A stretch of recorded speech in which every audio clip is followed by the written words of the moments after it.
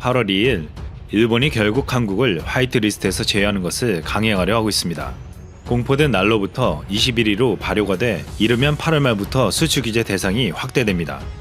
아베가 한국을 화이트리스트에서 결국 배제하려고 하자 국내에선 도쿄올림픽 보이콧의 목소리가 나오며 청와대 국민청원에도 올라가고 있습니다. 일본이 정말로 한국을 화이트리스트에서 배제하며 끝내 파행으로 몰고 간다면 당장 국내 경제 전반에 엄청난 혼란이 예상되고 있습니다. 현재 일본 불매운동을 벌이고 있는 한국민의 분노는 걷잡을 수 없이 커질 수 있습니다. 그러면 한국의 도쿄올림픽 보이콧이 정말 현실화될지도 모릅니다. 한국의 도쿄올림픽 보이콧은 일본이 결코 바라는 일이 아닐 것입니다. 만약 한국이 도쿄올림픽을 보이콧하면 일본에 벌어질 일들을 살펴보겠습니다. 첫 번째는 한국 방문객의 도쿄올림픽 보이콧입니다. 아베는 2020년 관광객 4천만 명을 유치하겠다고 했습니다.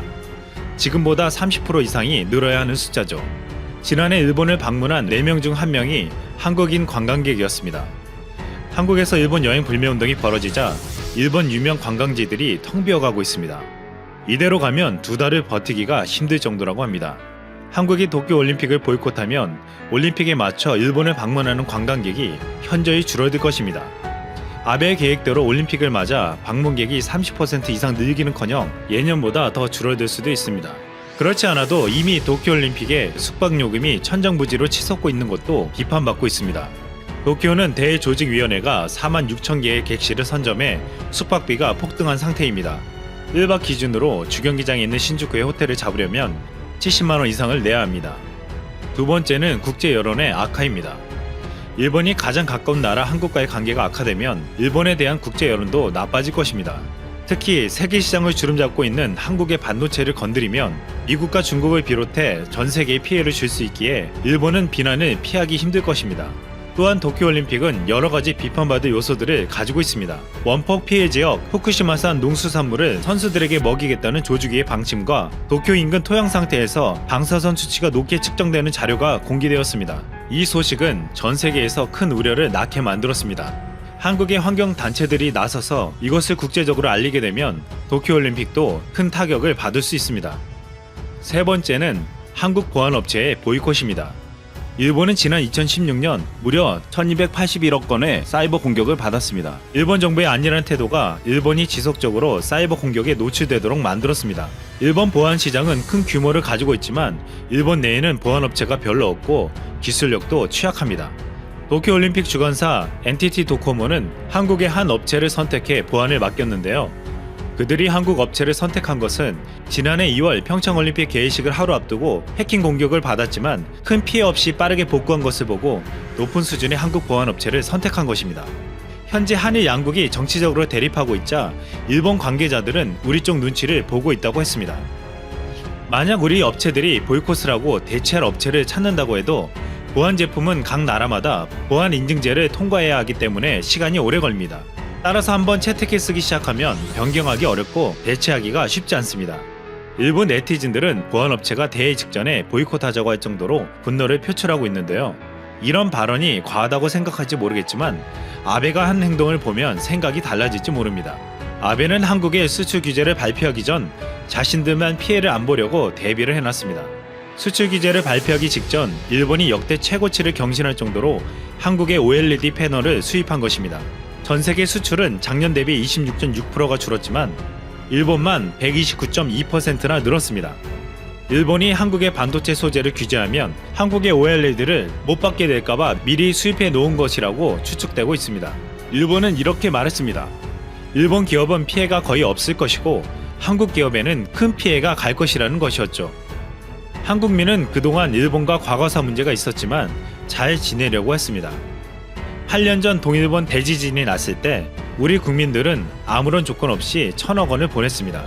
그리고 수많은 일본 제품들을 구입해줬고 일본 여행을 즐겼습니다. 하지만 아베의 경제 보복은 이 모든 것을 무너뜨렸습니다. 정치적으로 경제 보복을 한 행동은 평온했던 한일 관계를 깨뜨렸습니다.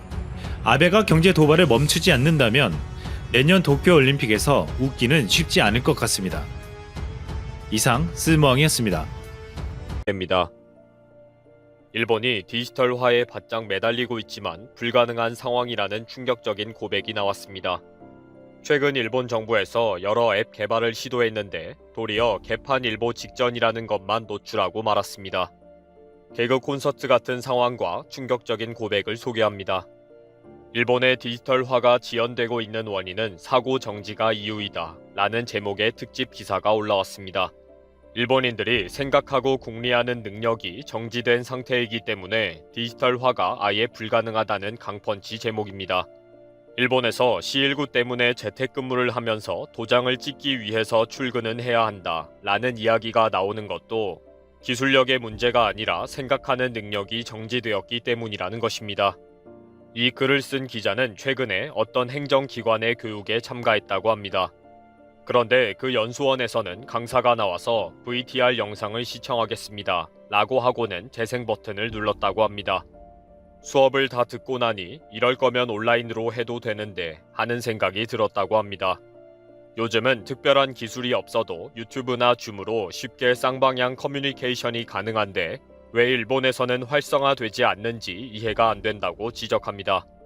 결국 지금까지 해왔으니까 그동안의 스타일대로 하는 것이 편해서 라는 사고방식이 있기 때문에 아무리 뛰어난 기술이 있어도 사용하지 않는다고 비판합니다. 특히 최근에 C19 감염자 접촉 앱인 코코아 앱에 발생한 오류 문제는 이런 사고 중지와 총체적인 문제를 여지없이 보여주고 있습니다. 감염자 확인 접촉 앱인 코코아가 오류 수정 작업을 거쳐서 18일에 최신 버전으로 업데이트되었다 라고 발표되었습니다. 그동안 접촉 알림이 고장났다, 앱이 갑자기 초기화되었다 등의 고장 신고가 쏟아졌습니다. 특히 감염자와 접촉을 했는데도 접촉한 사실이 전혀 없다 라고 알람이 나오는 것에 대해서 많은 비난이 있었습니다. 그동안 이런 오류 때문에 후생성에서는 일부 데이터가 정상적으로 통지되지 않고 있다. 임시로 하루에 한 번씩 앱을 삭제했다가 다시 설치하는 등으로 대처해달라 라고 발표하기까지 했습니다. 이렇게 코코아 앱이 출시 이후에 계속 오류가 발생하면서 도대체 언제 제대로 사용할 수 있는가 라고 궁금해합니다.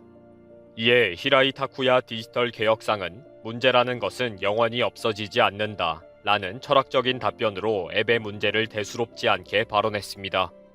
그리고 앱의 결함을 지적한 지 2달이 지나서야 수정 작업에 들어간 것에 대해서는 앞으로 민간 기술자와의 정보 교환을 하는 방법도 검토하겠다고 발표했습니다.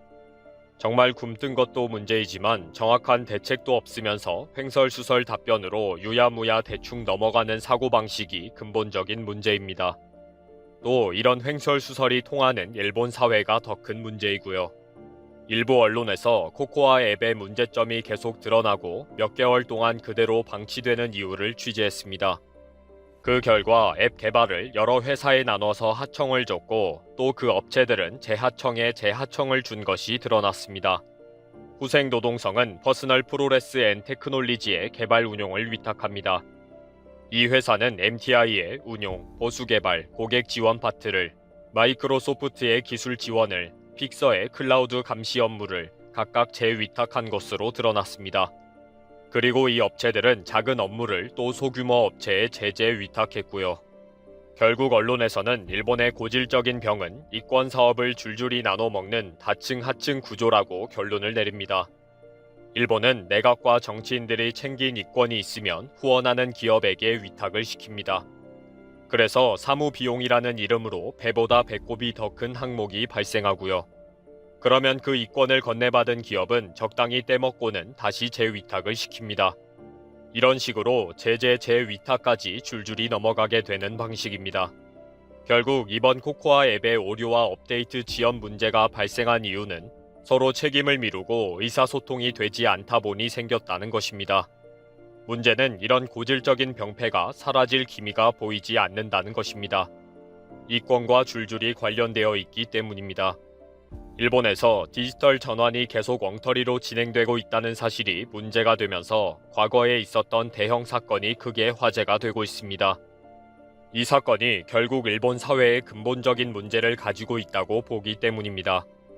2018년 3월에 충격적인 사건이 터집니다. 500만 명의 연금 수급자들의 개인 데이터 입력 업무를 중국 업체에 위탁했다는 사실이 발각된 것입니다. 7만 명 가까운 수급자가 소득 공제를 받지 못하고 금액도 적게 수령한 것이 문제가 되었기 때문입니다. 게다가 개인정보에 대한 오타가 86만 곳이나 발생되기까지 했습니다. 알고 보니 일본 연금기구가 500만 명의 연금 수급자의 개인 데이터 업무를 세이기획이라는 업체에 위탁을 했습니다. 이 업체는 다시 중국에 있는 중국 기업에 다시 개인정보 입력 업무를 재위탁한 것입니다. 개인정보가 중국으로 줄줄이 새어나가고 여기저기서 엉터리로 입력되고 관리된 것입니다. 이 사건도 일본 내에서 먼저 적발하고 문제가 된 것이 아닙니다. 2017년 12월 31일에 야당인 입헌민주당 대표의 개인 이메일로 중국에서 보내왔기 때문에 알려진 것입니다. 지금 중국의 공적 연금 수급자의 부양친족 등 신고서가 대량으로 인터넷상에 떠돌고 있다.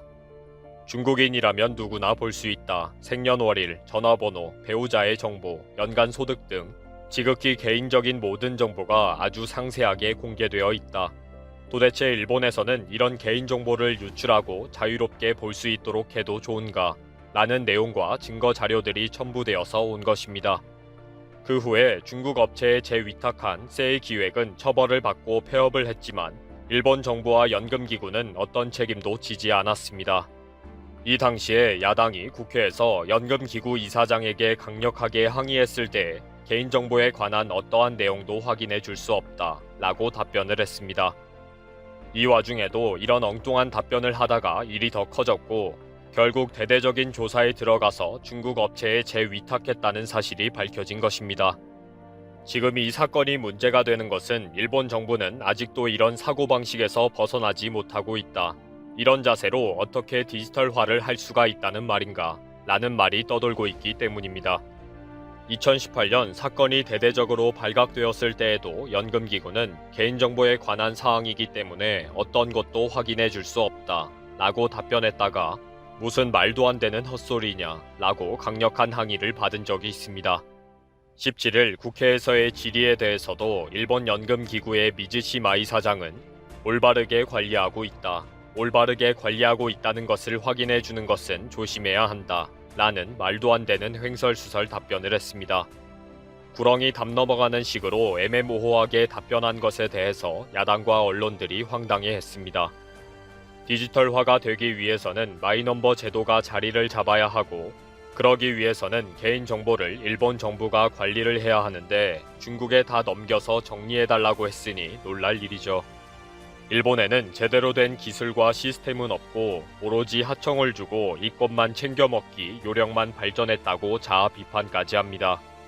결국 일본인들은 생각하는 능력이 멈춰져 있다 라고까지 한탄합니다. 이 상황인데도 눈만 끔뻑거리고 있는 상황이고요.